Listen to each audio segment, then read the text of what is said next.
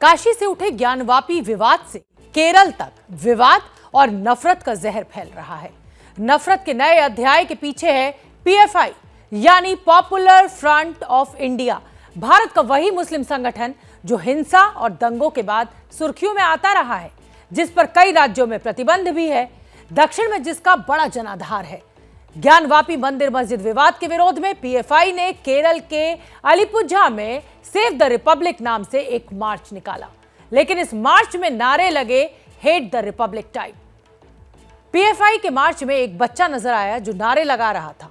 नारों का मतलब था कि एक दिन बाबरी और ज्ञानवापी दोनों जगह नमाज पढ़ी जाएगी, न बांग्लादेश जाएंगे न पाकिस्तान, यही जिए हैं यही मरेंगे, इसी देश की धरती में गड़ेंगे, लेकिन दफन होने से पहले तुम्हें मिटा देंगे। पीएफआई का नाता आतंकी संगठनों से होने का दावा किया जाता रहा है और इस संस्था पर रेडिकलाइजेशन यानी कट्टरपंथ को बढ़ावा देने के आरोप रहे हैं। इस रैली में भी यही नजर आया। देखिए पीएफआई की रैली में हिंदू और ईसाई विरोध में किस तरह से नारे लगाए गए।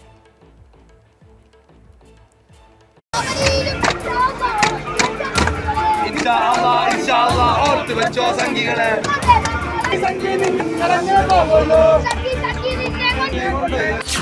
काशी से उठा विवाद। सीधी बात यह है कि सुप्रीम कोर्ट ने यह तय कर दिया है कि ऑर्डर 7 रूल 11 की एप्लीकेशन पहले डिसाइड होगी। इसमें यह मांग की गई है कि हमको पूजा का अधिकार दिया जाए। केरल तक फैली नफरत की आग।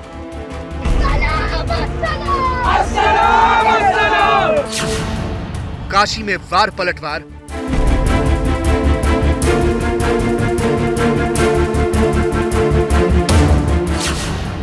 केरल में पीएफआई का आर पार। इंशाअल्लाह और बच्चों संगीगले बच्चा है, वयस्क नहीं, इसीलिए चेहरा ब्लर है, लेकिन पीएफआई के मार्च में शामिल इस बच्चे का असल चेहरा है उसके आसपास की भीड़ की नफरत भरी बोली। पीएफआई ने ज्ञानवापी सर्वे के विरोध में मार्च केरल के अलीपुझा में निकाला था, तो नारे भी मलयालम भाषा में लगाए गए। जरा गौर से सुनेंगे तो 2-4 शब्द समझेंगे, लेकिन गौर से पढ़ेंगे तो सब समझेंगे। इंशाअल्लाह और बच्चों संगीगले पाकिस्तानिലും പോകൂല ബംഗ്ലാദേശിലും പോകൂല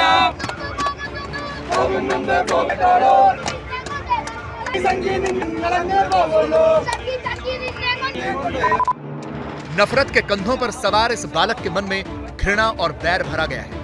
भीड़ क्रोध में है और तैयारी है भय फैलाने की। इनके निशाने पर कौन है, ये इस नारे से समझिए।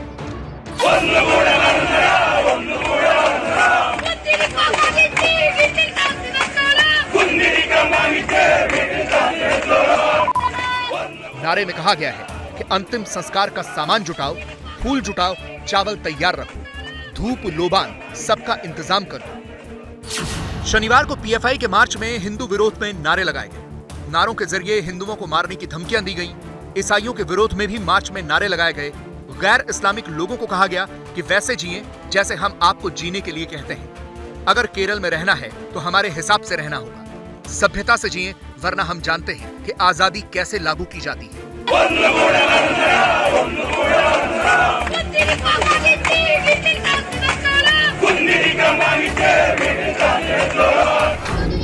पीएफआई केंद्र सरकार के विरोध में 26 जनवरी से ही सेव द रिपब्लिक नाम का मार्च निकाल रही है, लेकिन यह मार्च ज्ञानवापी सर्वे के विरोध में निकाला गया। इंशाअल्लाह और बच्चों संगीगले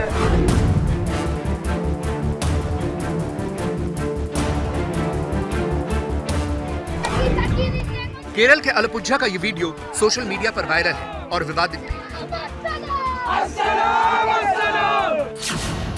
हिंदू संगठनों ने पीएफआई पर देश में हिंसा की साजिश का आरोप लगाया है। हिंदू संगठनों का कहना है कि मुस्लिम समाज को भड़काने के लिए पीएफआई बच्चों का इस्तेमाल कर रहा है। पीएफआई की रैली में शामिल बच्चे का वीडियो वायरल होने के बाद एनसीपीसीआर यानी राष्ट्रीय बाल संरक्षण आयोग ने एफआईआर दर्ज कराने की तैयारी कर ली है। इस तरीके की गतिविधियों में बच्चों को इन्वॉल्व किया जाना जुवेनाइल जस्टिस एक्ट की धारा 83 का उल्लंघन है, और जो कोई भी बच्चे को एक्चुअल चार्ज में अपने पोजीशन में रख के, अपने साथ रख के इस तरीके के काम करवाता है, वो भी जेजे एक्ट की धारा 75 में अपराध है। वीडियो पर विवाद भड़कने के बाद एक बार फिर यह आरोप लगने लगे कि पीएफआई का कनेक्शन आतंकी संगठनों से है।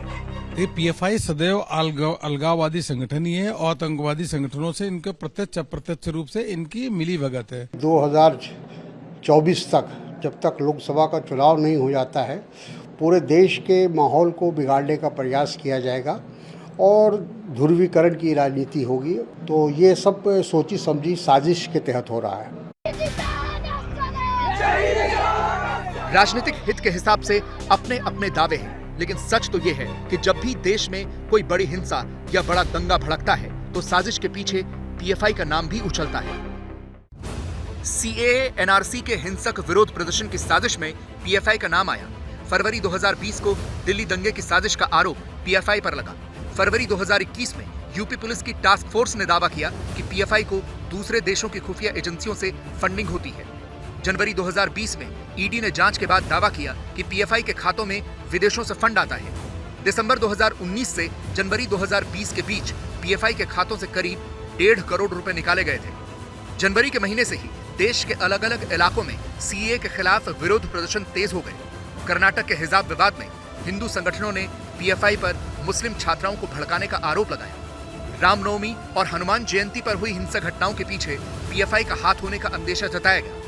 केरल में इनकी गतिविधियां चरम पे हैं और जब कर्नाटक में भी सिद्धरामैया की सरकार थी, कांग्रेस की सरकार थी, उस समय भी कर्नाटक में पद संचलन का काम होता था और पीएफआई के द्वारा और इन अलगाववादी संगठन के द्वारा 23 हिंदुओं की हत्या उस समय हुई थी। ये तो अब हमारी सरकार भारतीय जनता पार्टी की सरकार है, तो वहां पे अंकुश लगा है। पीएफआई की अपनी वर्दी है, अपनी पहचान है और अपना एक संविधान है। उसके कार्यकर्ता मिलिट्री टाइप ड्रेस पहनकर सड़कों पर निकलते हैं। पीएफआई की बुनियाद रखे जाने के बाद से ही उसके नाम पर विवादों की एक लंबी फेहरिस्त हो गई थी। पीएफआई पर मुस्लिम समाज में कट्टरपंथ को बढ़ावा देने के आरोप लगते रहे हैं। आतंकी संगठन सिमी पर प्रतिबंध लगने के बाद यह माना जाता रहा है कि पीएफआई ही सिमी का बी विंग है। 19 मई को ही सूफी इस्लामिक बोर्ड ने भी कहा था कि पीएफआई अल कायदा के इशारे पर देश में माहौल बिगाड़ रहा है, लिहाजा उस पर प्रतिबंध लगना चाहिए। पीएफआई का पर्याय विवाद कहा जाए तो गलत नहीं होगा, क्योंकि इस पर आतंकी संगठनों से संबंध रखने, राजनीतिक मकसद से हत्याएं करने के आरोप लगते रहे हैं। 17 फरवरी 2007 को पीएफआई की बुनियाद रखी गई थी। ये संगठन दक्षिण भारत के 3 मुस्लिम संगठनों को मिलाकर बना था। इनमें केरल का national democratic front, Karnataka forum of dignity और तमिलनाडु का मनीथा नीति पसराई शामिल थे। पीएफआई का दावा है कि इस वक्त देश के 23 राज्यों में इसका संगठन सक्रिय है। दक्षिण भारत के राज्यों में इस संगठन का बड़ा जनाधार है। पीएफआई खुद को मुस्लिमों, आदिवासियों और दलितों के हित के लिए लड़ने वाला संगठन बताता है, लेकिन कई मामलों में यह संगठन जांच एजेंसियों के रडार पर भी है। केरल से सामने आए एक वीडियो ने पीएफआई नाम के संगठन पर एक बार फिर सवालिया निशान लगा दिया है। धर्मांतरण की मुहिम, हिंसा फैलाने की साजिश और आतंकी संगठनों से कनेक्शन से आरोप पहले भी पीएफआई पर लगते रहे हैं। पीएफआई पर भारत में कट्टर इस्लामिक एजेंडा चलाने के आरोप भी लगे हैं। जैसा माहौल इस समय है, उसके लिहाज से इस समय देश के कई राज्यों में पीएफआई के जनाधार में उभार भी देखने को मिला है।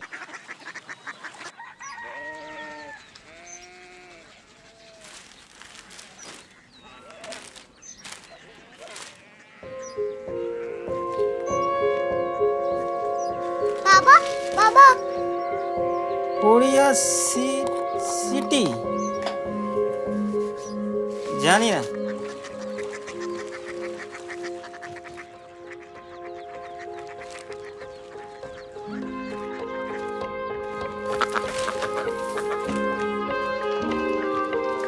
कोरिया सिटी हाँ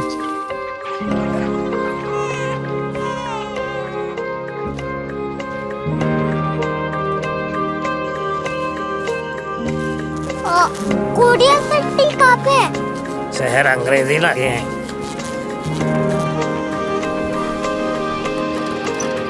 कोरिया सिटी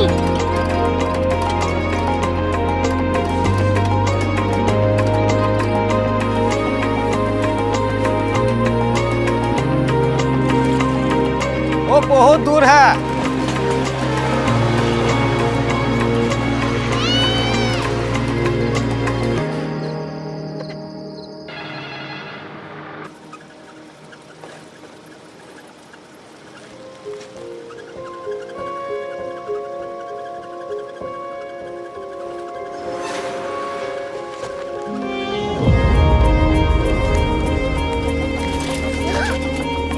क्यूरियोसिटी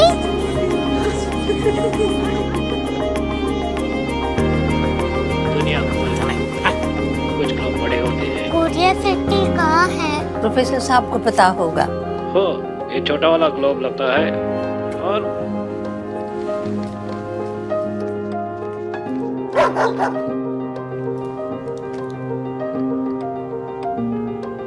पता नहीं, मेरी बेटी से जाके मिल लो, शायद उसे मालूम हो।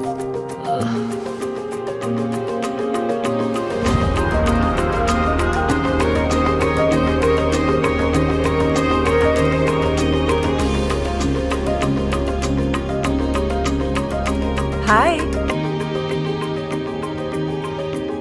बाबा ने भेजा है।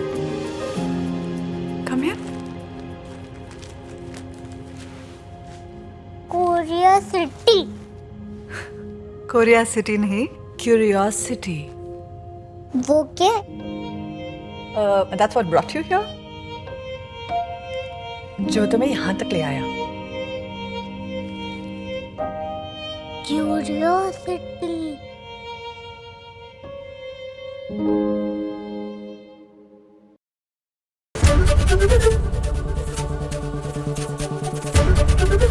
एबीपी न्यूज आपको रखे आगे।